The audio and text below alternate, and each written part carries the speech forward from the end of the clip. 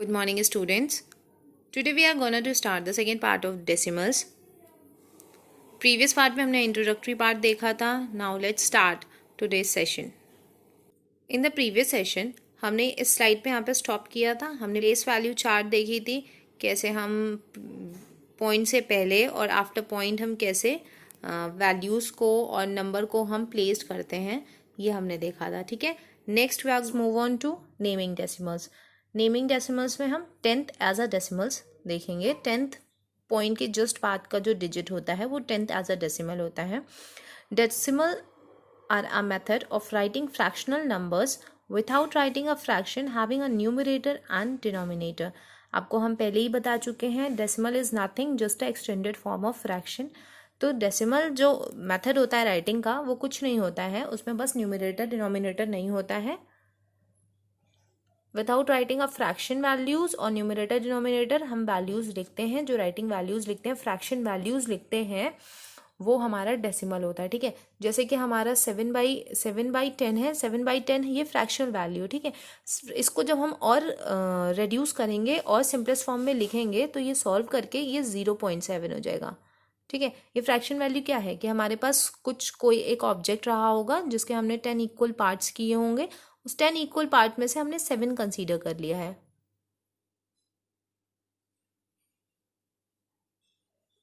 Like that. Clear नहीं है, equal भी नहीं है, लेकिन आपको इक्वल बनाना है तो आपको मेजरमेंट का ध्यान रखना है. मैंने हाथ से ड्रॉ किया है इसलिए ऐसा आ रहा है. तो ये आपको देखो, अब यहाँ पे 10 पार्ट्स हैं. ठीक है. 10 पार्ट्स हैं आपके पास. 10 में हमने 7 कंसीडर कर लिया. दैट मीन्स हमने ये इतने पार्ट्स हमने कंसीडर कर लिए हैं. आप इसको शेडेड दे दो या कुछ भी दे दो. ठीक है. तो ये शेडेड रीजन का फ्रैक्शन आप समझ लो कि शेडेड रीजन का फ्रैक्शन है. ठीक है. That is 7/10. ये शेडेड पार्ट का फ्रैक्शन है 7/10. और इसी को हम और सिंपलेस्ट फॉर्म में जो शो करते हैं वो होता है हमारा 0.7. 0.7 इसकी जो वैल्यू होगी ये 0.7 होगी. Okay. So the fraction 7/10 could be written as the decimal. यहाँ पे देखो लिखा हुआ है 0.7. The period or decimal point indicate that this is a decimal. जो यहाँ पे पॉइंट वैल्यू शो करती है ये आपका डेसिमल साइन है. The decimal 0.7 could be pronounced as 7/10 or as 0.7. आप जब हम पूरा ये डेसिमल पढ़ रहे हैं तो आप मेरा प्रोनाउंसिएशन देख रहे होगे. आप ध्यान से अगर सुन रहे होगे तो मेरे प्रोनाउंसिएशन में कहीं भी ये 0.78 हमने नहीं पढ़ा है. ठीक है. तो ये क्या है 0.78, 0.7. ठीक है. If a decimal is less than 1 place a 0 before the decimal point, right 0.7 not 0.7. हाँ, अगर डेसिमल पॉइंट आपका 7 अगर 1 से लेस है, बिलो लेस है, तो हम सिर्फ 0.7 नहीं लिख सकते. This is the wrong method. We should write 0.7. Okay. Next is हमने ये वाला पूरा शेडेड कर दिया, ये वाला पूरा शेडेड कर दिया, ये वाला पूरा शेडेड कर दिया. और हमने कंसीडर क्या किया कि हमारे पास ये 1 लॉन्ग, 2 लॉन्ग, 3 लॉन्ग, जितने सेक्शंस हुए हैं उतने लॉन्ग्स है हमारे पास. दैट इज यहाँ पे लिखा हुआ है 10 लॉन्ग्स. हमारे पास 10 लॉन्ग्स है, उसमें 3 लॉन्ग्स हमने कंसीडर कर लिए हैं. तो 3 लॉन्ग्स का अगर हम फ्रैक्शन लिखेंगे तो ऐसे ही लिखेंगे ना, 3/10. और 3/10 को हम डेसिमल, उसी का सिंपलेस्ट फॉर्म है, आपको बोला मैंने ना, तो उसको हम डेसिमल में ऐसे रिप्रेजेंट करेंगे. सिमिलरली अगर हमारे पास 2 लॉन्ग हमने कंसीडर किया है तो हम उसे 0.2 ऐसे कंसीडर करेंगे और ऐसे लिखेंगे. Okay. Next is 10th as a decimal में ही. There are other decimals such as 100, 1000. They all are based on the number 10 just like our number system. जैसे कि हम नंबर सिस्टम में जो हमारा लेफ्ट हैंड साइड में रहता है 1s, 10s, 100, 1000 ऐसे फॉलो करते हैं ना, वैसे ही हम पॉइंट के बाद भी फॉलो करते हैं, लेकिन वो TH के साथ होता है. 10s, 100s, 1000s TH के साथ होता है, बताया आपको. ठीक है. सो जैसे हम नॉर्मल प्लेस वैल्यू में फॉलो करते हैं वैसे हम यहाँ पर भी करेंगे. अ डेसिमल में be greater than 1. The decimal 3.7 would be pronounced as 3 and 7/10. देखो 3 1 से ग्रेटर है तो आगे कोई भी वैल्यू हो सकती है. 4.8 हो सकता है, तो दैट इज 4 and 8/10. ओके. 100 इसी तरह 100th पोजीशन आएगी, या 1000 पोजीशन आएगी तो उसको भी हम ऐसे ही कंसीडर करेंगे, ऐसे ही लिखेंगे और ऐसे ही उसका भी प्रोनाउंसिएशन करेंगे. Like the fraction 37/100 could be written as the decimal 0.37.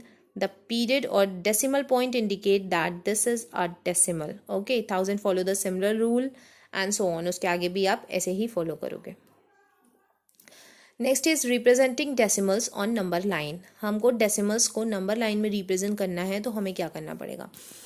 Simply हमें पता है हमारे पास फ्रैक्शन वैल्यू होती है. आप सबके पास एक स्केल होगी, स्केल है सबके पास है, सब अपनी स्केल निकालिए, उसमें चेक करिए आपको. जैसे ये 0 से 1 के बीच में आपको 10 कॉलम दिया है. 0 से 1 के बीच में आप देखो तो यहाँ पे 10 कॉलम्स दिए हुए हैं या 10 सेक्शंस हो रखे हैं.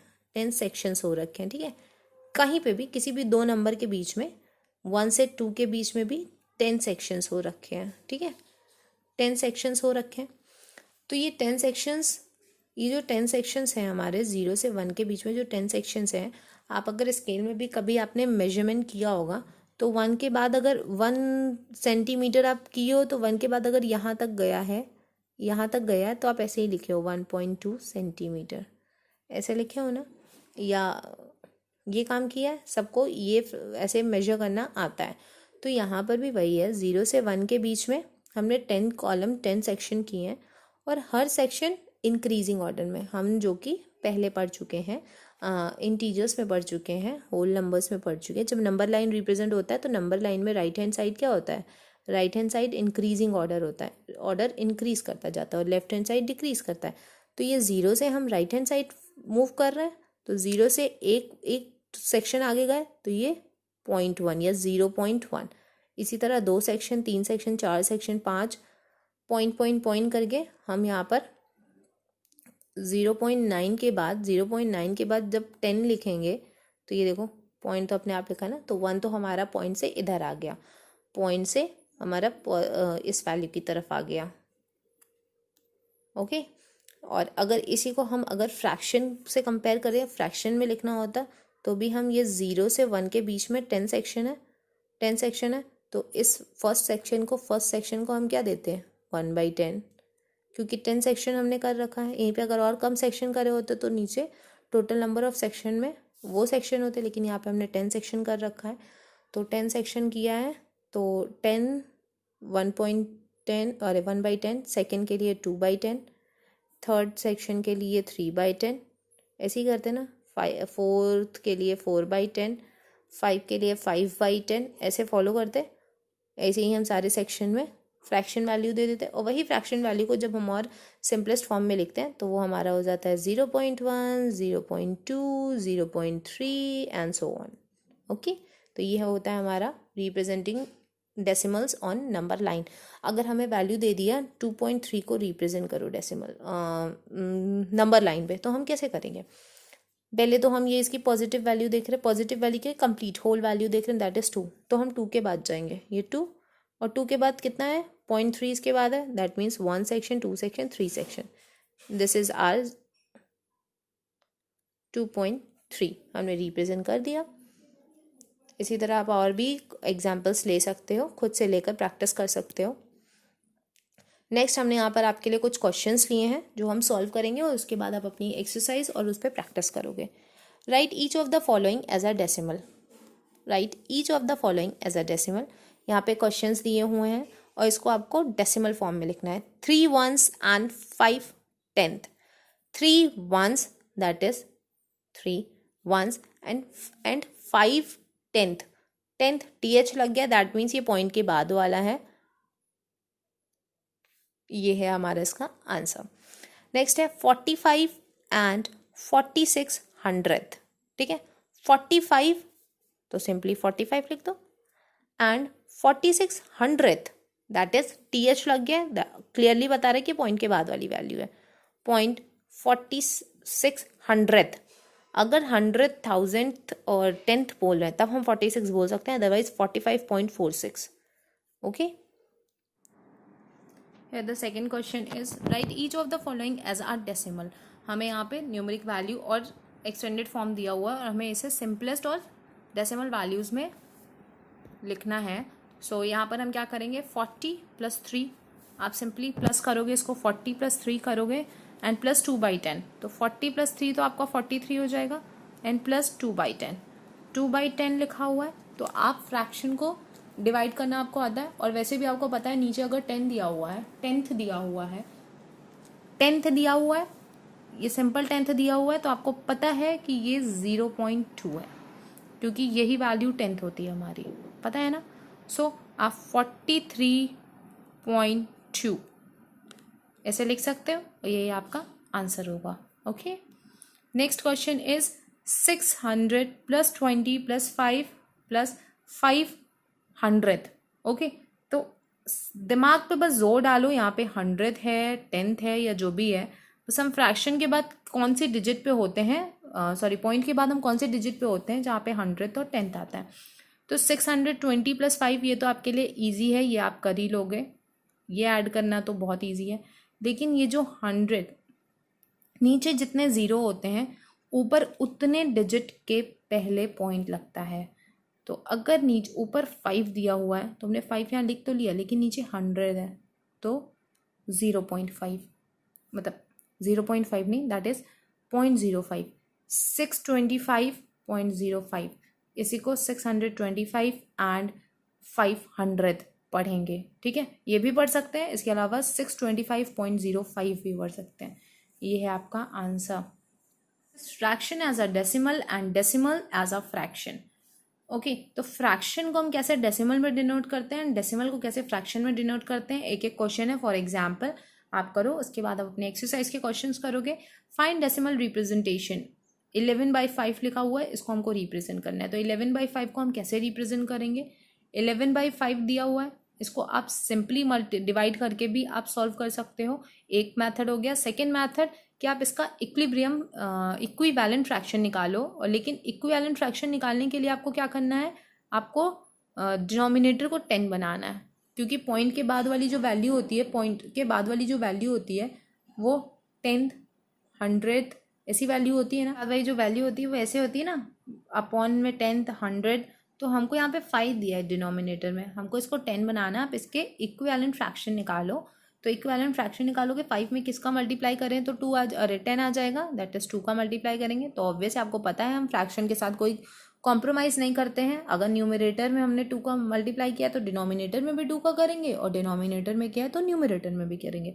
5 2 10 हो गया, 11 2 22। ओके, आंसर आपको समझ में आ रहा है। आपका आंसर क्या आ गया सॉल्व करने के बाद, 22/10। अब अगर इसको आपको फ्रैक्शन में है और आपको इसको डेसिमल में डिनोट करना है, तो आपको पता है नीचे 10 है, 10th है, दैट मीन्स पॉइंट के बाद सिर्फ एक वैल्यू होगी, 10th पोजीशन तक ही, तो 2.2। The second question is find the fraction value. इसमें आपको क्या करना है, आपने पहले वाले में फ्रैक्शन से डेसिमल कन्वर्ट किया, सेकेंड में आपको डेसिमल से फ्रैक्शन में कन्वर्ट करना है।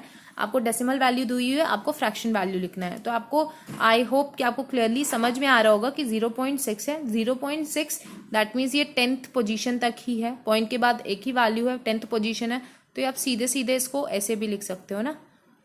सेकेंड वाला भी हमारा ऐसे ही है, लेकिन ये 5.1 है, तो 5.1 को हम 5.1 है हमारा, इसको हम पॉइंट अगर हटा दिया, 51 ऊपर कर दिया, तो नीचे 10 कर सकते हैं ना, क्योंकि सिर्फ एक ही डिजिट, पॉइंट के बाद सिर्फ एक ही डिजिट है, दैट इज 10th प्लेस तक है, दैट इज 51.10। जैसे 5.1 है, तो 5.1 को आप 0.1, इसके यहाँ सिर्फ 10th पोजीशन तक ही है, तो आप इसको अगर यहाँ से पॉइंट हटाते हो तो पॉइंट के बाद सिर्फ एक डिजिट है, तो हम नीचे 10th, दैट इज 51/10। और अगर और सिंपलेस्ट फॉर्म या बुक के लैंग्वेज में लिखना है तो हम इसे ऐसे कर सकते हैं ना, 5 + 1/10। ये भी आपका सही है, लेकिन आप इसको सॉल्व तो करोगे, और जब आप इसको सॉल्व करोगे थोड़ा लेंदी हो जाएगा, सॉल्व करोगे, नीचे हम इसको 1 मानेंगे, एलसीएम लेंगे, आपका 10 आएगा। 1 की टेबल में 10 टाइम्स, तो 5 में हम 10 का मल्टीप्लाई करेंगे, यहाँ पे 50 आ जाएगा n + 1। तो हमने जो आपको ये 51/10 बताया था, ये आपको हमने सीधे सीधे शॉर्टकट में बता दिया था। यहाँ पर आप इसको लॉन्ग कट और फ्रैक्शन को ऐड करके भी कर सकते हो। सो 5.1 को हम कैसे लिख सकते हैं, 51, क्योंकि ये पॉइंट के बाद एक ही डिजिट है तो नीचे 10, that is our answer. Fraction in the lowest term. तो यहाँ पे आपको फ्रैक्शन नहीं दिया हुआ, आपको पॉइंट में डेसिमल में वैल्यूज दी हुई है, आप उसको फ्रैक्शन में कन्वर्ट करोगे एंड देन उसको उसके लोवेस्ट टर्म में लिखोगे। तो जब आप ऐसा करोगे तो यहाँ पे क्या होगा, 0.004। क्लियरली आपको समझ में आ रहा है कि ये थाउजेंड पोजिशन में है। दैट मीन्स फर्स्ट अगर हम सॉल्व करेंगे तो 4/1000 ये लिखेंगे, ये हमारा फ्रैक्शन वैल्यू आएगा। ये भी कर सकते हो, और समझने के लिए पॉइंट के बाद 3 डिजिट है, पॉइंट के बाद आफ्टर पॉइंट 3 डिजिट है, तो नीचे भी 3 0 ऐड होगा। ये शॉर्टकट है, और आपको बस समझने के लिए कि अगर पॉइंट के बाद 3 डिजिट हैं जिनको हम कंसीडर कर सकते हैं, तो 4 अपॉन नीचे भी 3 0 लगेगा। ठीक है, दैट इज 4/1000। अब 4/1000 को हम जब सिंपलेस्ट फॉर्म में हमको कन्वर्ट करना है, क्योंकि ये अभी हमारा डिवाइड हो सकता है, तो पहले हमने 2 से डिवाइड किया, 2 से डिवाइड किया 2, इसको 2 से डिवाइड किया तो 500। फिर अभी ये 2 से डिवाइड होगा, और 2 से डिवाइड होगा 1 टाइम्स, ये डिवाइड होगा 250 टाइम्स। तो आंसर क्या होगा, 1/250। This is our simplest form. इसके न्यूमरेटर और डिनोमिनेटर में एक्सेप्ट 1 कुछ भी हाईएस्ट कॉमन फैक्टर नहीं है। ओके, तो ये हमारा सिंपलेस्ट फॉर्म हो गया। सिमिलरली नेक्स्ट हमारा 0.342, इसमें भी हम क्या करेंगे, ऊपर वही है, पॉइंट के बाद 3 डिजिट है, तो 342 दैट इज 1000th प्लेस पे है, 1 के साथ 3 0 हमने लगा दिया, ये हमारा फ्रैक्शन वैल्यू हो गया। और इसको सिंपलेस्ट फॉर्म में निकालना है, तो सिंपलेस्ट फॉर्म आप 2 से डिवाइड कर करके जहाँ तक ये डिवाइड हो, 2 से 3 से 4 से किसी भी टेबल से इसको फैक्टराइज करो, और वही है कि इसका आप हाईएस्ट कॉमन फैक्टर निकालोगे, और दोनों numerator as well as denominator को आप डिवाइड करोगे, और सबसे सिंपलेस्ट फॉर्म में लिखोगे जब तक उनके न्यूमरेटर डिनोमिनेटर में एक्सेप्ट 1 कुछ भी हाईएस्ट कॉमन फैक्टर नहीं बचना चाहिए। ठीक है, वो हमारा सिंपलेस्ट फॉर्म होता है। तो इसको जब आप सॉल्व करोगे तो आपका आंसर कुछ ऐसा आएगा, 171 नहीं, एक ही बार 2 से डिवाइड करेंगे और आंसर आएगा 171/500। ये हमारा आंसर होगा। यहाँ पे सेशन एंड करते हैं। नेक्स्ट सेशन में इसके आगे का जो भी आपका टॉपिक है वो कवर करेंगे। Okay, till then keep studying and do practice. Jai Narayan.